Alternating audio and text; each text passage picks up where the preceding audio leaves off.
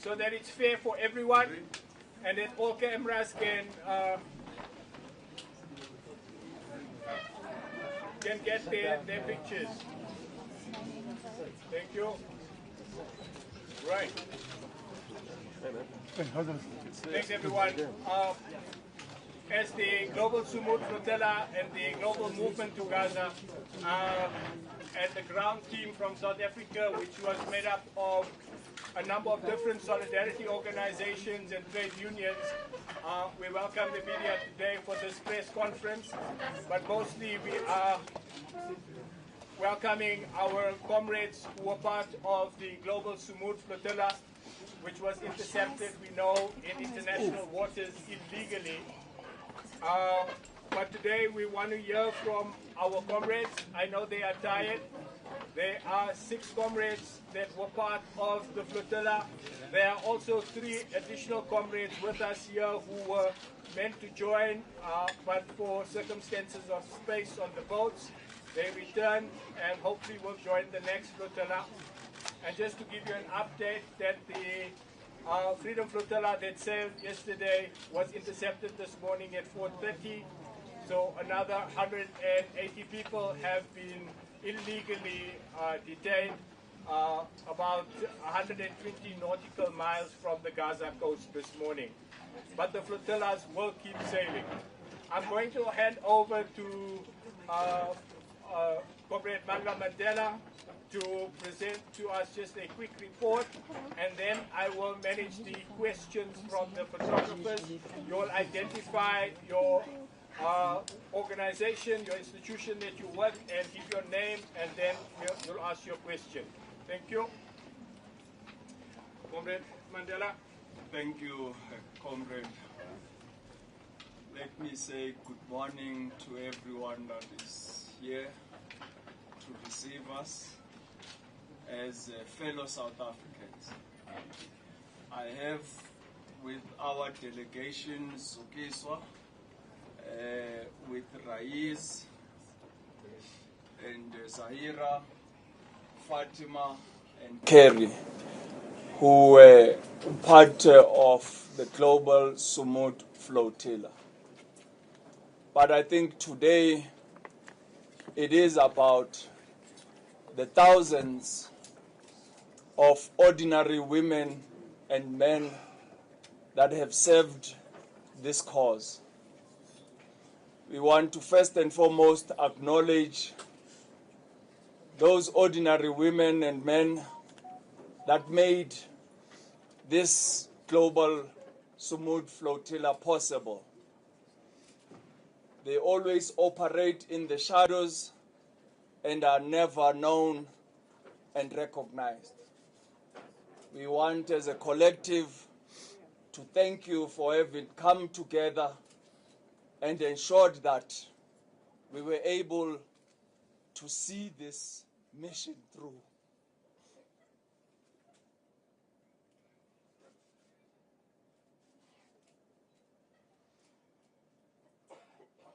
Let me also acknowledge our donors.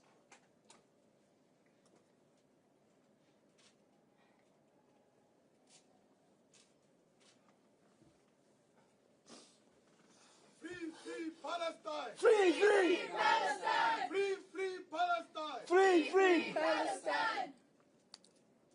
Mandla! Away to! Mandla! Away to! Mandla! Away to! Gaza, Gaza, don't you cry! Gaza, Gaza, don't you cry! We will never let you die! We will never let you die! Gaza, Gaza, don't you cry! Gaza, Gaza, don't you cry! We will never let you die! We will never let you die! Free, free Palestine! Free, free Palestine! Free, free, free Palestine! Free, free, free Palestine! Many of us have no resources to see this work through. Yet, with the support of our donors, we were able, as South Africa, to have a boat to carry us to the mission. I therefore want to thank the donors who have supported us and made sure that we were able to be part of this mission. Their names always remain in the shadows and they never get acknowledged. In April 2024, we were stuck in Istanbul with the Freedom Flotilla, and we were never able to sail. With their determination, their support, we were able to put together the Global March to Gaza, where we mobilized 4,000 activists from 80 different countries. We flew to Cairo, those that managed to get to Cairo, many of whom were even denied the opportunity to even access Cairo. Egyptian Air cancelled the flight here in OR Tambo, preventing many of our comrades from going to participate. Those that eventually made it were first denied entry at Cairo airport, but many of us could only get to the second checkpoint. Therefore, we failed to get to the Rafah border crossing and get the much needed humanitarian aid. But what is worth noting about that particular mission is that this is what Egypt and the Egyptian government has been saying it's supporting and calling. They called for an immediate ceasefire and the opening of the Rafah border to allow humanitarian aid to flow freely into Gaza. Yet when we came to support their position, they denied us the opportunity to get there. So we failed to realize the mission by land. Once again, the Freedom Flotilla, the Global March to Gaza, and the Global Sumud Convoy came together to put this mission together. The Global Sumud Flotilla was born from a need of each country to mobilize boats so we can have thousands of boats sailing to Gaza. We took that upon ourselves on returning to South Africa with ordinary men and women crisscrossing the country, going to every single solidarity group in South Africa, from the Palestinian Solidarity Association to the South African PDS Coalition, to Africa for Palestine, to the South African Jewish Voice for Palestine. Every solidarity group wanted to come together and have a boat sail in their name. Due to limited resources, we couldn't realize that. We also tried to club by metros, Cape Town, Durban, and Johannesburg. Still, we couldn't realize that. With the assistance of our donors, we were able to procure a boat for 115,000 euros, which was a boat we bought through our comrades in Tunisia from Monastir, and we had it taken to Tunisia. But why was it important for us as South Africans to be part of this mission? It is worth noting that we are a country born out of resistance. From the first settler colonialist that landed in the Cape in 1510, led by Francois Almeida, with the resistance of the Khoi and the San people, they were totally eliminated as we refused settler colonialists on our land. But what is also important for South Africans to note is that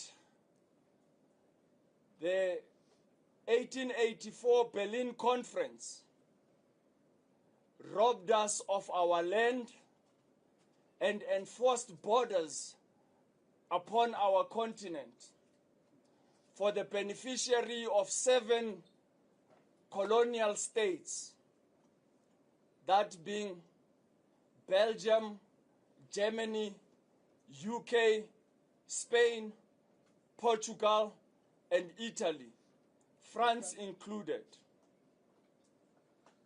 We are a country, just as Palestinians are being forced with an Israeli identity, we were forced to embrace a South African identity which was posed by Westminster. We sent a delegation in September 1909, led by President Dr. Walter Benson Khubusana of the South African Native Congress, accompanied by Dr. Abdurrahman of APO. This delegation went to London in September 1909, rejected Westminster from establishing a union government of South Africa. They were never successful in their defense of indigenous South Africans. We, as this collective, acknowledge that past and that history. We left from the southern tip of Africa and went to the northern tip of Africa in Tunisia, because just like our founding father of our nascent democracy and our global icon went to Tunisia on the 27th of February 1962, because he knew very well, in order to effectively fight the apartheid regime, we needed to build solidarity with the international community. And therefore it was important for us as Africans to sail from an African point. And we are proud to have been joined by Somalia, Senegal, Morocco, Algeria, as well as Tunisia. The Global Sumud Flotilla sailed on the 31st of August out of Barcelona. My comrade and brother Tiago wanted me to sail with the Brazilians, but our donors called on me to go with our fellow South Africans, and as a patriot, I could not deny that. And therefore, coming to Tunisia and being warmly received by the Tunisians, it showed a spirit of Ubuntu, and that Africa was united and speaking with one voice in support of the Palestinian struggle. But we had no doubts, because we know that President Ben Ali, on his visit to our shores, was given an honor by our government for his role in supporting the refugees that were in Beirut in 1982 and gave them homes in Tunisia. So the welcoming of the Global Sumud Flotilla, when it arrived in Tunisia, with all delegates coming there, can never be underscored.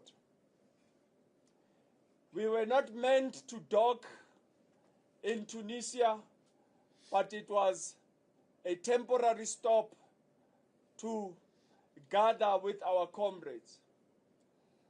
But there were 30,000 participants that registered for this mission. And we had a few boats. With the boats that we had, which were totaling about 70 boats at the time, we found out that many of the boats that were being procured, particularly from our Turkish delegation, were fishermen boats and were not worthy for the mission, and therefore had to scale down in numbers. The boat that we had bought as South Africa, which was Florida, could take 10 passengers with 4 crew members. And we were certain that as a delegation of 10, we would all be able to sail. But with the realization of the challenges we were facing, we had to downscale. So some of our comrades had to take a position to be from the land support. And I want to thank you, comrades, for having been bold and say it was important for us to see the mission through. It was not about us as individuals, but it was about the Palestinians in Gaza. So Faisal, Jared, and Ilem, who's in Morocco, we will, on Nurain, who fell sick when we were there in Tunisia, we will forever be indebted to you as this collective. Because, and Irshad, we as a collective on our journey continued to draw strength from you. We relied on every information that you fed us from home to be able to communicate South Africa's position. What we embarked on, we knew that it was not going to be easy. And therefore, while we were in Tunisia, we found ourselves victims to the attacks of the apartheid Israel regime. The family boat, as well as Alma, were bombed on a sovereign state, that being Tunisia.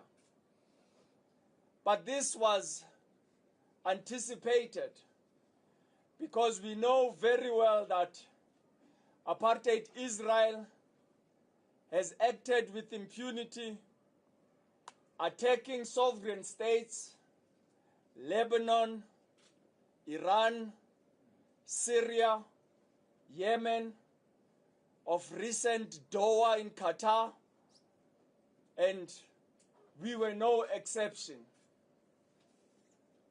Israeli forces continue to attack and kill as they wish. But we were able to extinguish the fires and come to the realization that we needed to set sail with utmost urgency. And therefore, we left with the 18 boats that had managed to come from Barcelona. There were 21 in total, of which 3 of them were damaged in the attempt of trying to get to Tunisia.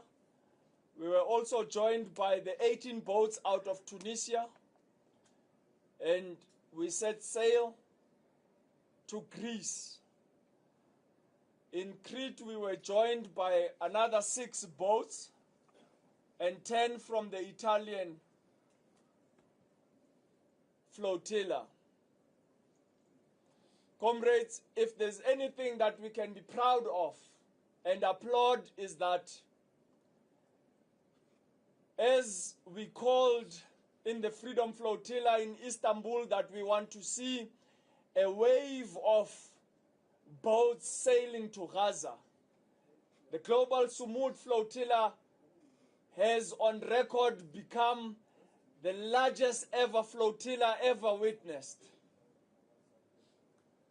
But what is also worth taking note is that a humanitarian mission was supported by the Italian Navy and the Spanish Navy. Even though when we crossed the yellow zone, they withdrew their ships. We were also accompanied by the Turkish drones that were hovering above us and feeding us information on a daily basis as we sailed closer and closer to Gaza.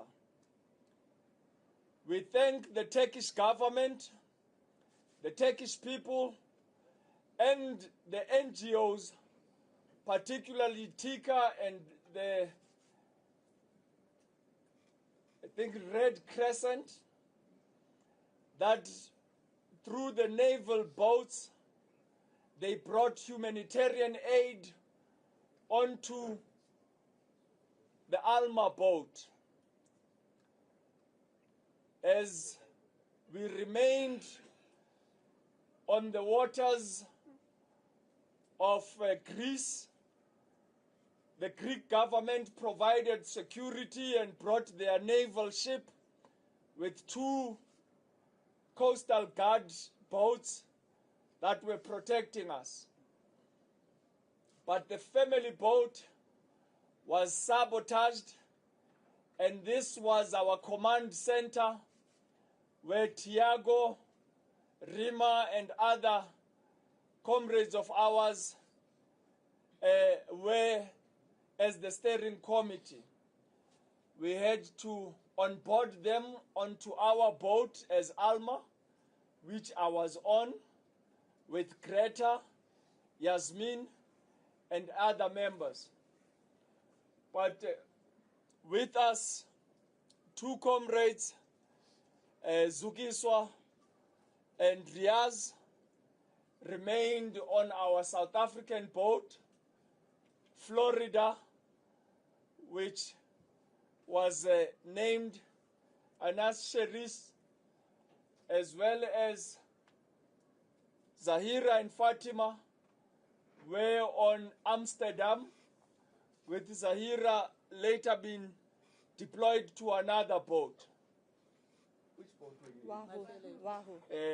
Carrie was on Wahoo as well. So we set sail, focusing on fulfilling our mission. I want to be clear on this, comrades, that ours was a humanitarian mission.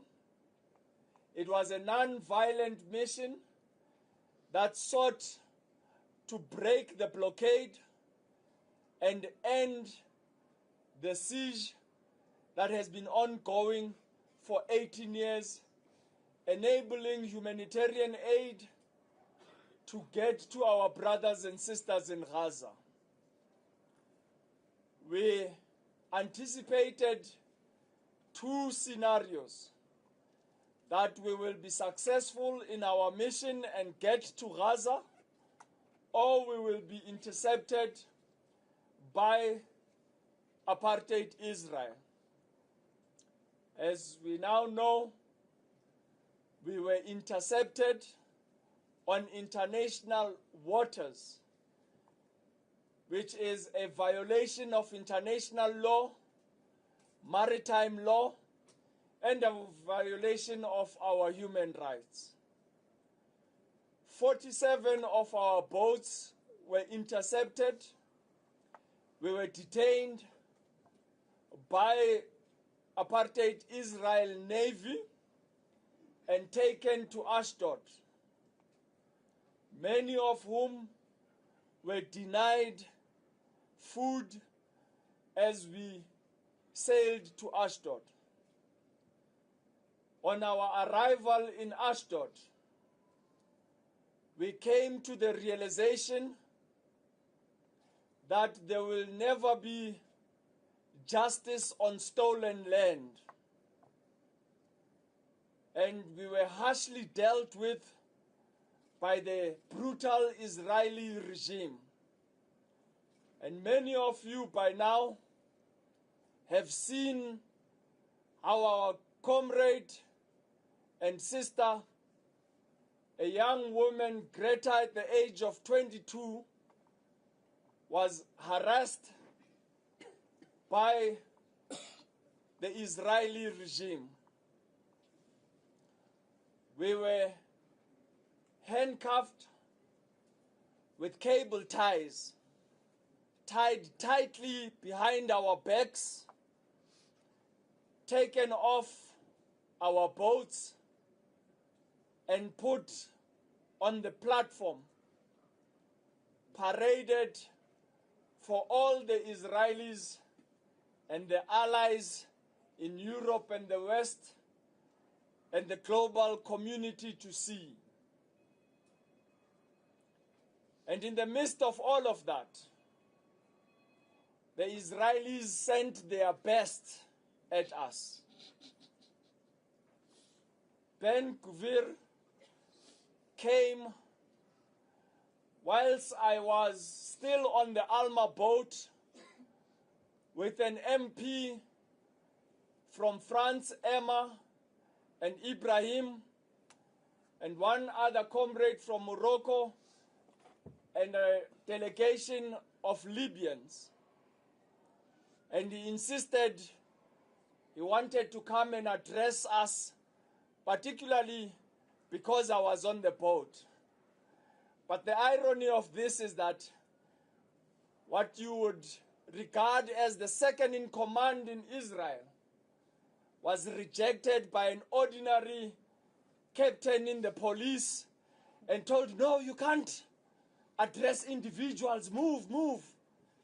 And he was ushered to the side and denied that opportunity because he wanted to dehumanize us. But as our heads were shoved down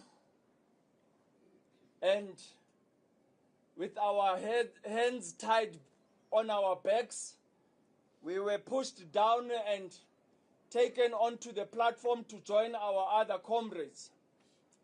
In his desperate attempt, he still wanted to walk side by side with me so I can be captured on video. This is the desperation of a collapsing entity. On arriving on the platform, we realized that many of our comrades, almost just under 500 of them, had been sitting there. And Greta, who was the first, had been put on the corner, and I was made to sit in the same line at the end with the rest of our comrades deployed everywhere else. I think Zukiswa as well as Reaz were put in the front from where I could see. Zaheera came and sat in front of me on the last end. And in their best attempt, Nkuvira came in the front and wanted to give an intellectual speech. And he came saying, "You support baby killers, you terrorists." And I froze in disbelief. This was the best Israel could send, and he had nothing to say. And in our unity, we all started shouting, "Free, free Palestine! Free, free Palestine! Free, free Palestine! Free, free Palestine! We are not baby killers, you are the baby killers." And he had no response.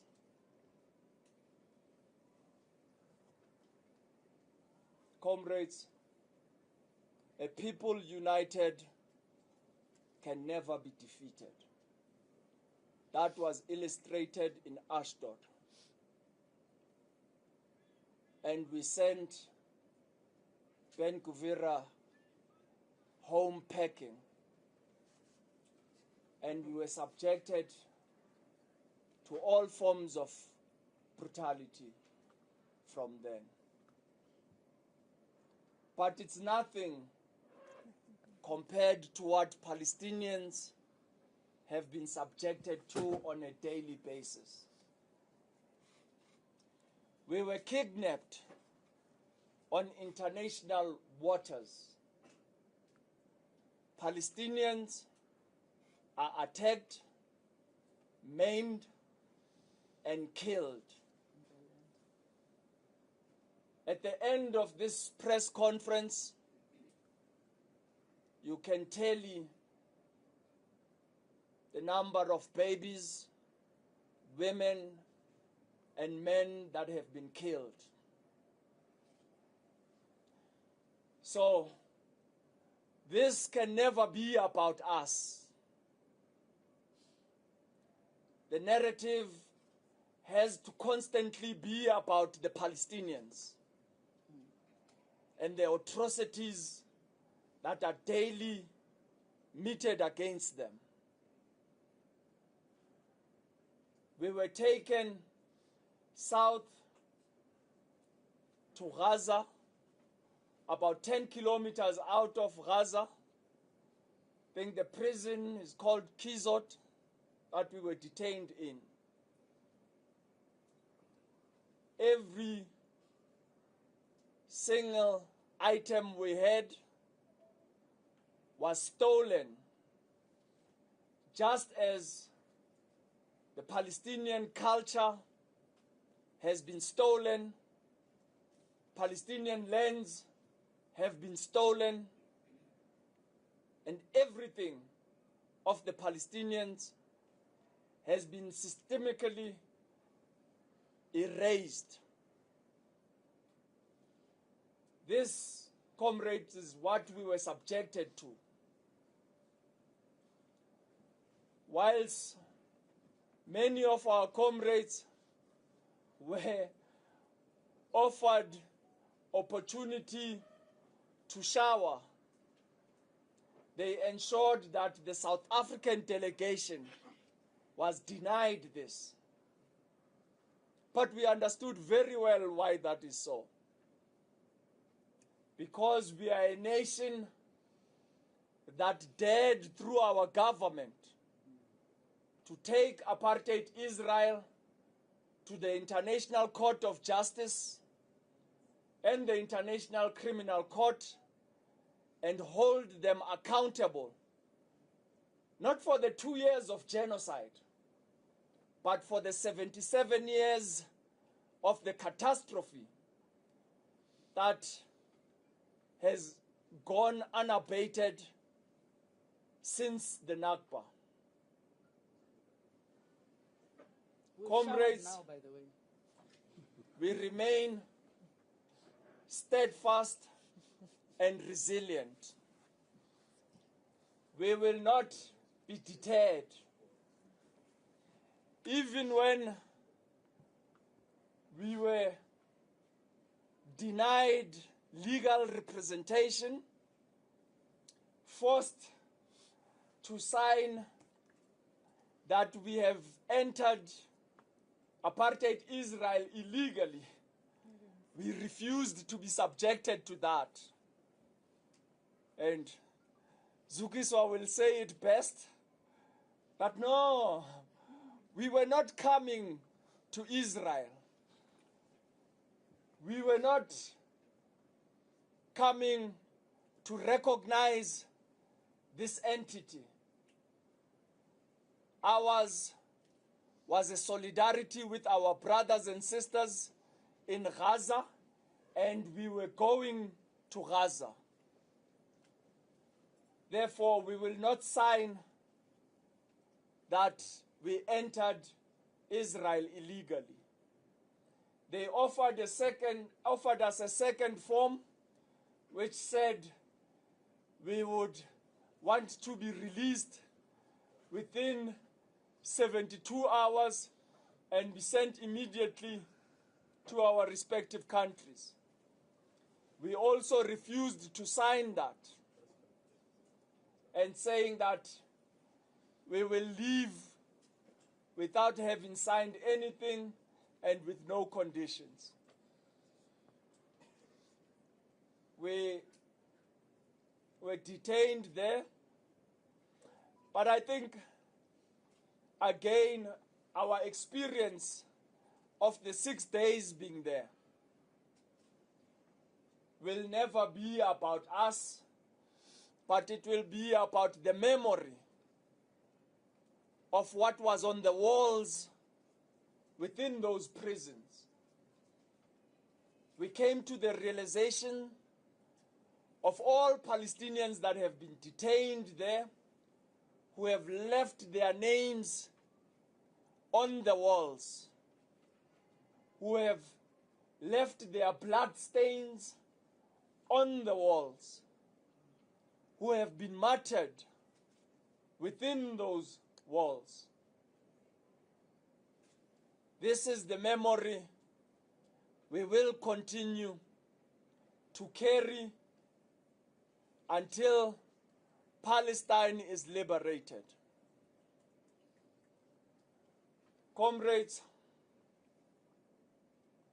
we were denied all legal representation and even engagement with our diplomats in an attempt to save their face. They simply brought them in so that we could see we had representation. And 2 minutes we were given to give this entire narrative that we have given. And as a result, we could not give real meaning to the experience of being there. And when we were being released, again, they made sure that we were the last to be released. I remember them dragging Tiago out from cell 1, who was determined to not leave any comrade behind. And Yasmin in the women's side was also determined to be the last to be taken. But they were the first to be